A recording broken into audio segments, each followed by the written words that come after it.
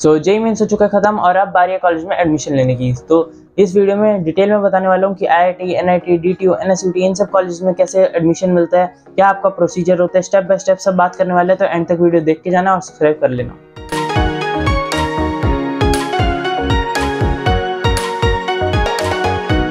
So hey everyone, my name is Athas Deva, first year IT student at Dell Technological University DTU। तो बात कर लेते हैं Jack counselling की। सारा सेम प्रोसीजर होता है। आई प्रेफर कि आप पहले जोसा काउंसलिंग वाली वीडियो देख लो अगर आपने नहीं देखी, क्योंकि उसमें मैंने सारा प्रोसीजर समझाया हुआ है, सेम सही रहता है। तो रिपीटेड नहीं करूँगा, मैं सिर्फ एक ब्रीफ बता देता हूँ। आपको डिटेल में जानना है तो वही वीडियो में आप जाके देख सकते हो। अब जो जैक काउंसलिंग में क्या होता है, पहले तो कौन कौन से कॉलेजेस मिलते हैं वो बात कर लेते हैं। जैक दिल्ली के ही कॉलेजेस अलॉट करता है, 5 कॉलेजेस अलॉट करता है।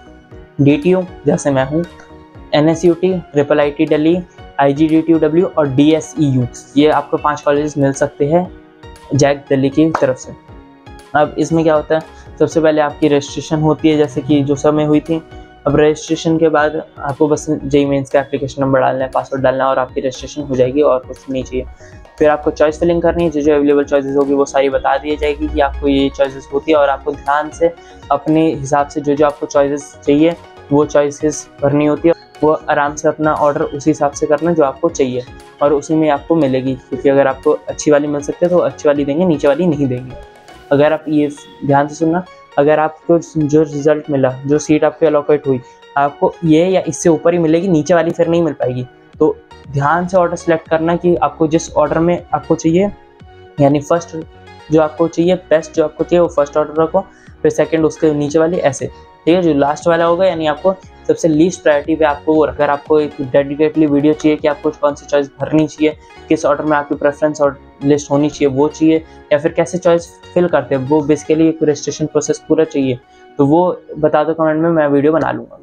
अब जैसे आपको चॉइस फिल कर दोगे, अब इसके बाद आपके चॉइस लॉक हो जाएंगी। लॉक वो सिस्टम लॉक करता है, इसमें ये नहीं कि आपको खुद करना पड़ता है, पहले आपको लॉक करना पड़ेगा, नहीं, अपने आप ड्यू डेट के बाद सिस्टम लॉक कर देगा। आपको चॉइस आपको करने की कोई जरूरत नहीं होती। अब इसके बाद बहुत सारे राउंड्स होते हैं। राउंड्स क्या होते हैं वो मैंने उस वीडियो में समझाया हुआ है, 4 राउंड्स एंड 1 स्पॉट राउंड। अब इसमें क्या होता है बेसिकली कि आपको रिजल्ट आता है कि जो आपको सीट्स मिल सकती है वो बेस्ट आपको मिल जाएगी। अब इसमें फ्रीज और फ्लोट ही होता है, स्लाइड नहीं होता।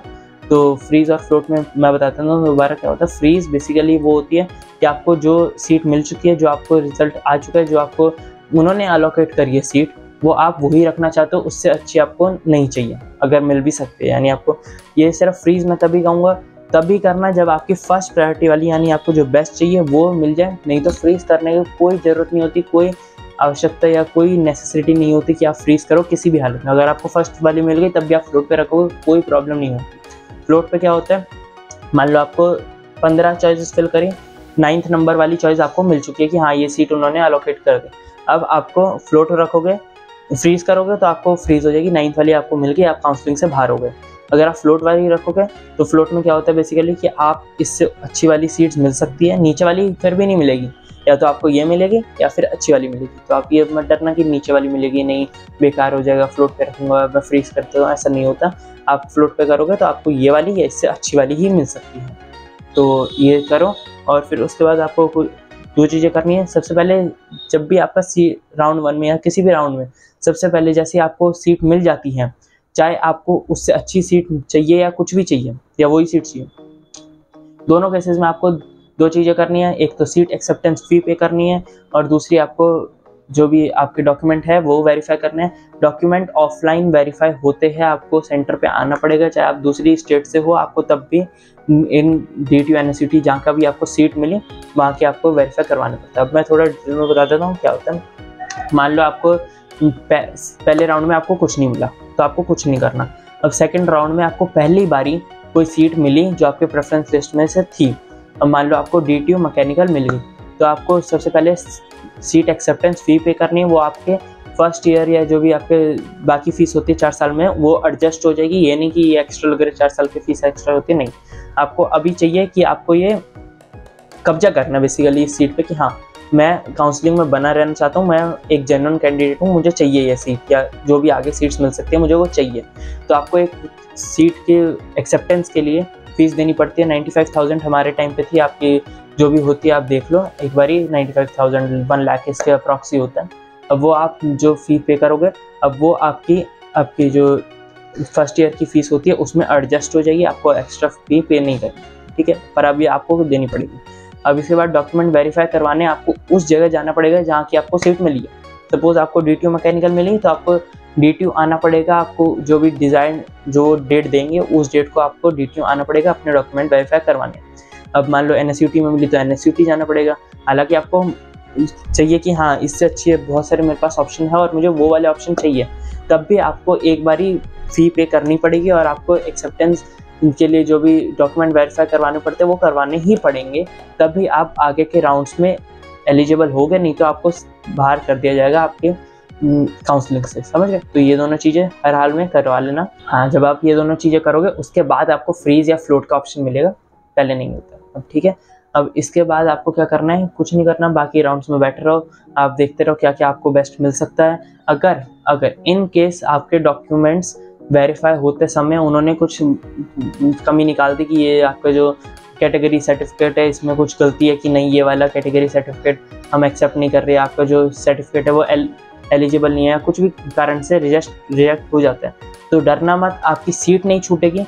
बेसिकली आपको क्या होता है, दूसरी सीट मिल जाएगी, आप as a general candidate applicable करोगे आगे के राउंड्स में, ठीक है। जो आपको कैटेगरी वाइज आपको सीट मिल सकती थी वो आपके फिर नहीं होगी, क्योंकि आपका जो कैटेगरी सर्टिफिकेट है वो उन्होंने रिजेक्ट कर दिया। आपको एज ए जनरल कैंडिडेट मान के वो आगे के राउंड्स में पार्टिसिपेट करवाएंगे आपसे, ठीक है। सो बस ये ध्यान रखना कि आप अपनी चॉइसेस सही से फिल करो, आप कोई भी डॉक्यूमेंट जो भी है वो सही से पहले से सारी चीज़ें रख के रखना, और उसके लिए वीडियो चाहिए तो बता देना। और ये सारी कोई गलती मत करना, क्योंकि अगर कुछ भी गलती कर ली, मान लो आपने फ्रीज कर दिया, ये ध्यान रखना, अगर आपने फ्रीज कर दिया तो वो अनफ्रीज करने का कोई ऑप्शन नहीं होता। कुछ भी यहाँ पर गलती हो जाती है तो वो गलती को सुधारने का मौका नहीं होता जैक जोसा में, तो कुछ भी गलती मत करना।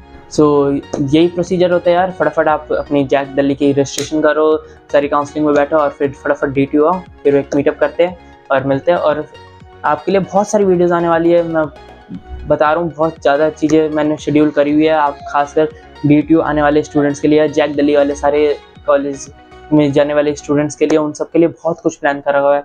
DTU का टूर, आपका मैच टूर, आपका हॉस्टल टूर, बहुत सारे आपके बता नहीं सकता अभी, पर बहुत कुछ चीज़ें प्लान करी हुई है। तो फटाफट सब्सक्राइब करके रख लो, लाइक कर दो अगर अच्छी लगी, और thanks all for this video. Till then be safe, keep preparing and achieve your goals.